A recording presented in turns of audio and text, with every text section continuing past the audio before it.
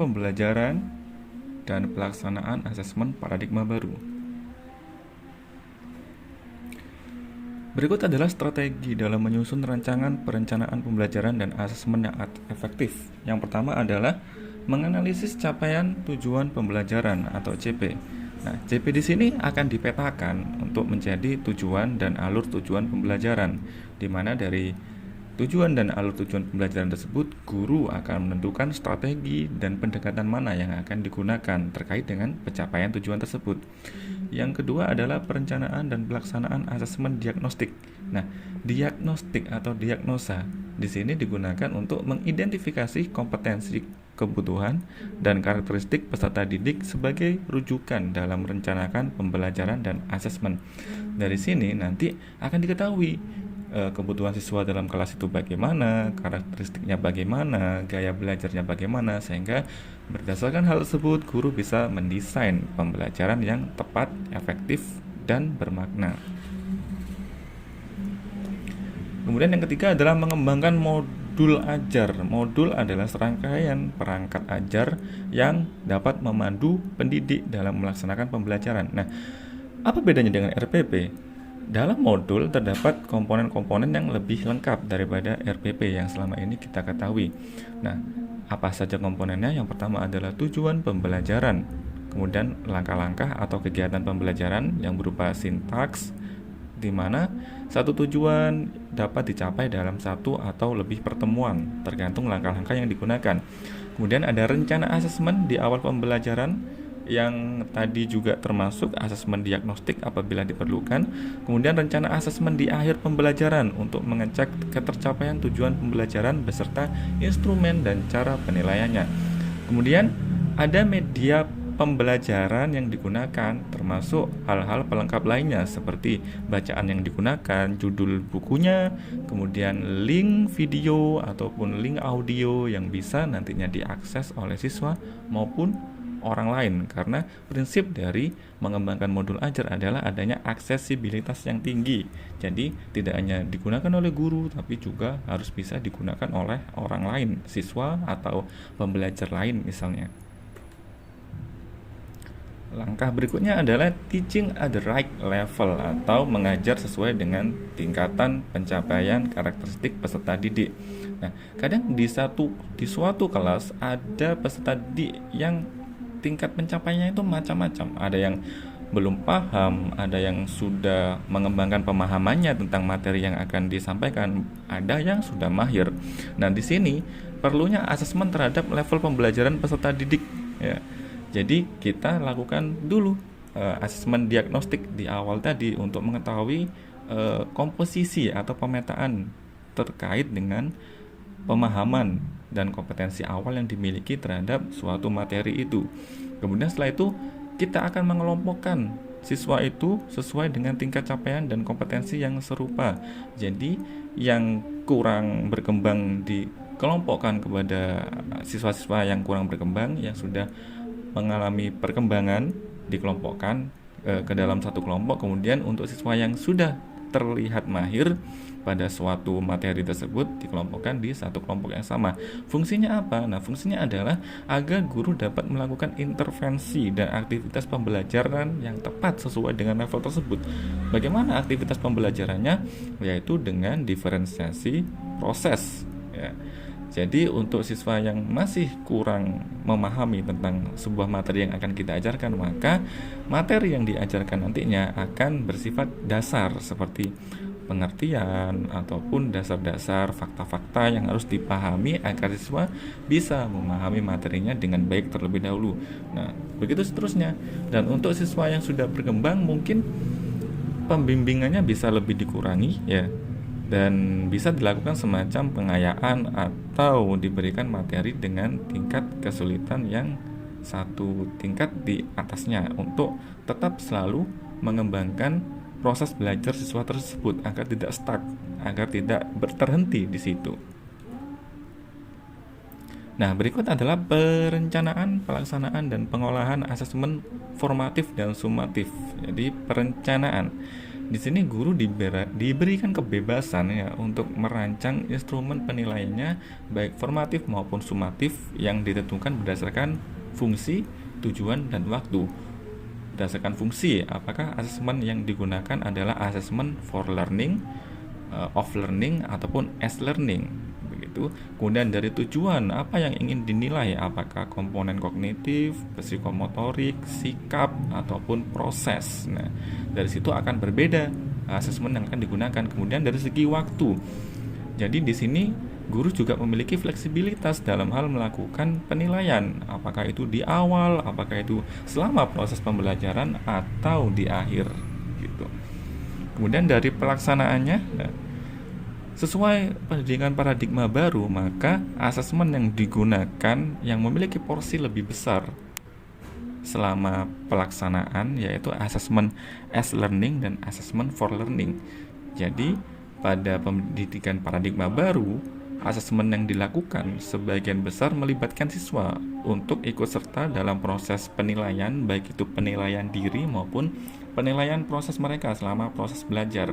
Nah, di situ guru juga ikut memantau dan ikut menilai bagaimana keberlangsungan proses pendidikannya, apakah sudah baik, apakah ada yang perlu diperbaiki, dan sebagainya. Baru yang porsi terkecil adalah assessment of learning, penilaian akhir ya, yang menggunakan asesmen sumatif begitu ya.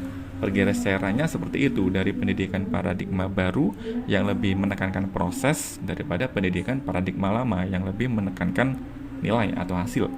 Kemudian dari pengolahan ada dua konsep pengolahan ya, ada dua prinsip pengolahan asesmen.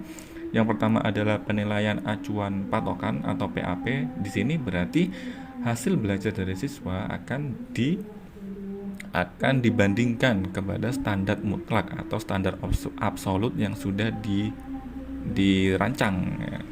Kalau standarnya adalah 75 sementara nilai dari siswa adalah 70, maka siswa tersebut dikatakan belum mencapai atau belum berhasil dalam pembelajaran tersebut. Nah, kemudian ada penilaian acuan norma. Nah, ini yang sifatnya lebih fleksibel ya.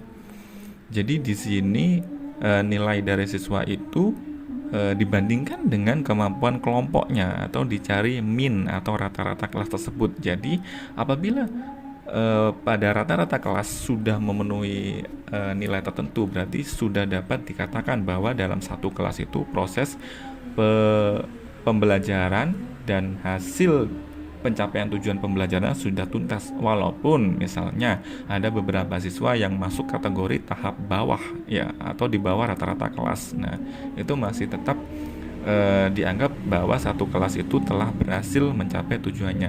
Nah, kemudian di sini ada feedback. Feedback itu adalah umpan balik, di mana pada setiap proses, mau apa itu perencanaan, pelaksanaan ataupun pengolahan, ada timbal balik yang bisa dilakukan atau umpan balik yang bisa dilakukan, baik itu dari perencanaan, pelaksanaan maupun pengolahan. Dan umpan balik itu ada dua macam berdasarkan waktu penerapannya.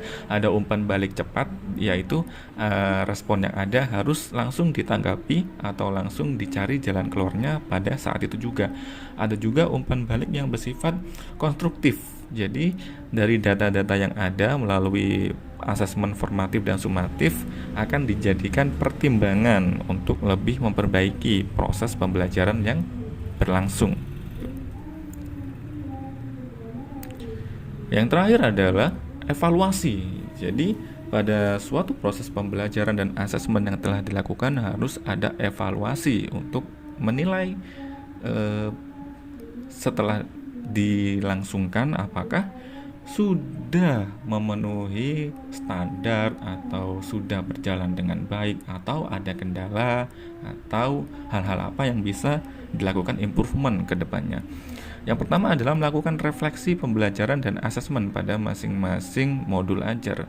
Nah, pada kegiatan ini pendidik perlu melakukan refleksi terhadap pembelajaran dan asesmen yang telah dilakukan pada masing-masing media ajar. Nah, mana yang telah tercapai, mana yang belum. Hasil asesmen formatif dapat digunakan sebagai dasar untuk melakukan kegiatan refleksi tersebut, gitu ya, untuk proses perbaikan ke depannya. Kemudian yang kedua, mengidentifikasi apa saja yang sudah berhasil dan apa saja yang perlu diperbaiki ya. Itu untuk digunakan pedoman melaksanakan pembelajaran pada siklus selanjutnya. Kemudian yang ketiga, menindaklanjuti dengan memodifikasi. Nah, ini yang terkadang dilupakan oleh guru ya, bahwa perencanaan pembelajaran maupun asesmen pasti akan berbeda antara satu kelas dengan kelas yang lain, antara satu masa pelajaran dengan masa pelajaran yang lainnya. Maka dari itu perlu modifikasi dan upgrade ya, terutama setelah kita menerima feedback tadi berdasarkan hasil refleksi yang telah dilakukan. Oh, ternyata ada yang belum terpenuhi, oh ternyata kurang A, kurang B, maka perlu dimodifikasi ya dari rancangan perencanaan pembelajaran dan asesmen yang telah dilakukan. Dan berikut adalah tantangan apa saja sih yang akan kita temui ya dalam merencanakan pembelajaran dan asesmen yang efektif. Yang pertama sudah jelas ya, motivasi guru ya, dimana guru dengan segudang pekerjaan, kewajibannya ya, dituntut untuk merumuskan sendiri misalnya tujuan pembelajarannya menjadi indikator dan capaian pembelajaran dalam kelas. Kemudian kurangnya motivasi guru dalam mengupgrade rencana pembelajaran. Kadangkala guru membuat rencana pembelajaran ataupun modul yang digunakan terus-menerus ya tanpa di-upgrade ya. Jadi padahal kan siswanya sudah berubah dengan dinamika dan karakteristik yang berbeda juga, harusnya guru melakukan upgrade. Nah, itu dia motivasi itu tersebut yang terkadang menjadi tantangan nih dalam menyusun rancangan pembelajaran dan asesmen yang efektif. Kemudian yang kedua adalah kondisi realitas di lapangan. Mungkin kita sudah mendesain pembelajaran sedemikian rupa, asesmen sedemikian rupa, namun ternyata realitas di lapangannya berkata lain yang mengharuskan kita untuk melakukan modifikasi ataupun merubah konsep ataupun merubah rencana di tengah pelaksanaan pembelajaran misalnya. Misalnya dari segi geografi, kita ingin mengajak siswa kita, ayo keluar kelas yuk melihat ekosistem yang ada. Ternyata di lingkungan sekolah hanya ada beton-beton bangunan, tidak ada ekosistem yang representatif seperti sawah ataupun kolam dan sebagainya. Kemudian dari budaya, karakteristik peserta didik ya, karena hal tersebut sifatnya dinamis ya, terutama peserta didik. Kadang setelah kita melakukan diagnostik, kita sudah menemukan nih karakteristik peserta didik seperti ini, seperti itu. Namun seiring berjalannya waktu, terkadang ternyata hal tersebut berubah karena satu hal dan dua hal lainnya. Jadi guru juga dituntut untuk selalu responsif terhadap perubahan yang ada ya. Nah, kemudian sarana prasarana ini juga yang menjadi tantangan dan terkadang menghambat proses perencanaan pembelajaran dan asesmen yang ingin digunakan gitu ya. Misalnya kita sudah merencanakan pembelajaran menggunakan skala lab gitu ya, ternyata kondisi realnya di sekolah labnya masih belum siap atau sarana prasarana pendukungnya belum siap. Nah, itu yang menjadi tantangan ya. Jadi guru harus melakukan identifikasi melalui observasi ya. Jadi sudah terlihat jelas ya, fasilitas pendukungnya apa saja, apakah bisa mendukung rencana pembelajaran yang akan kita gunakan atau tidak. Kemudian yang terakhir adalah relevansi atau perkembangan zaman. Jadi tidak selamanya ya proses pembelajaran atau asesmen yang sekarang mungkin baik atau bagus di kemudian hari akan tetap bagus. Karena apa? Karena ada pergeseran. Seiring waktu ada pergeseran kebutuhan, ada pergeseran tuntutan, pergeseran informasi yang menyebabkan harus selalu guru melakukan update ya, baik itu update secara perencanaannya maupun upgrade secara personal ya, dimana mungkin sekarang ya guru harus selalu dituntut untuk melakukan pembelajaran yang serba digital, sementara penguasaan guru terhadap konten digital itu masih terbilang rendah. Nah, itu yang juga menjadi tantangan dalam menyusun rancangan pembelajaran dan asesmen yang efektif. Kemudian siapa saja sih pihak-pihak yang perlu dilibatkan dalam menyusun rancangan perencanaan pembelajaran dan asesmen yang efektif ya. Di sini kita ada beberapa pihak ya yang berkontribusi langsung maupun tidak langsung terhadap rancangan perencanaan pembelajaran dan asesmen yang efektif. Yang pertama, kepala sekolah sebagai the principal. The principal di sini adalah kepala sekolah sebagai pemimpin sekolah ya, bisa menentukan karakteristik dan pendekatan sekolah terhadap capaian pembelajaran yang diberikan oleh pemerintah. Karena kan setiap sekolah memiliki kondisi dan karakteristik yang berbeda-beda. Jadi di sini kepala sekolah bisa menjadi sosok yang menentukan pendekatan apa yang bisa sekolah ini terapkan terhadap capaian pembelajaran ataupun kebijakan yang diberikan oleh pemerintah gitu ya. Kemudian dari situ nantinya guru sebagai eksekutor atau pelaksana utama pada tiap tahapan perencanaan dan pelaksanaan serta evaluasi dari pembelajaran dan asesmen yang efektif. Tentu beban guru di sini sangat dominan ya. Namun tidak perlu khawatir ya, karena di sini guru bisa melakukan banyak kegiatan kolaborasi ya. Jadi agar beban dalam kewajibannya merancang pembelajaran dan asesmen efektif tersebut tidak dipikul sendiri ya gitu. Kemudian siswa sebagai kolaborator dalam pendidikan paradigma baru, siswa juga bisa ikut serta dalam mengusulkan pembelajaran dan asesmen yang sesuai dengan minat serta potensinya. Jadi tidak melulu pembelajaran itu harus didikte oleh guru, sistem penilaiannya juga ditentukan oleh guru, namun siswa juga bisa berkontribusi langsung misalnya ya, sesuai minatnya. Misal kalau minatnya ternyata di konten kreator, maka dia bisa mengusulkan untuk pembelajaran itu lebih banyak menggunakan konten-konten dari platform yang mainstream ya, atau dari penugasan tidak melulu harus paper ya, bisa paperless, bisa dalam bentuk video, podcast, audio dan sebagainya. Kemudian orang tua di sini sebagai konektor, yaitu pembimbing, jembatan komunikasi dan pertukaran informasi tentang kondisi siswa di rumah dan di sekolah. Nah, di sini antara guru, siswa dan orang tua bisa saling berkolaborasi ya dalam merancang, mengevaluasi proses pembelajaran yang ada ya. Jadi guru bisa menyusun dengan baik, siswa bisa mengikuti dan berkolaborasi dengan baik, dan orang tua bisa memberikan arahan, dukungan, motivasi dan hal-hal yang diperlukan dalam proses pembelajaran yang berlangsung. Dan terakhir adalah stakeholder ya, atau supporter lainnya, di mana stakeholder atau pihak-pihak terkait ini akan memberikan dukungan berdasarkan bidang keahlian terkait pelaksanaan, penjaminan mutu, pengadaan sarana prasarana, bantuan teknis, penelitian dan masukan tentang proses pelaksanaan pembelajaran. Jadi tidak perlu khawatir ya, guru tidaklah memikul beban itu sendirian ya, namun ada pihak-pihak lain yang juga akan turut ikut membantu ya, seperti MGMP.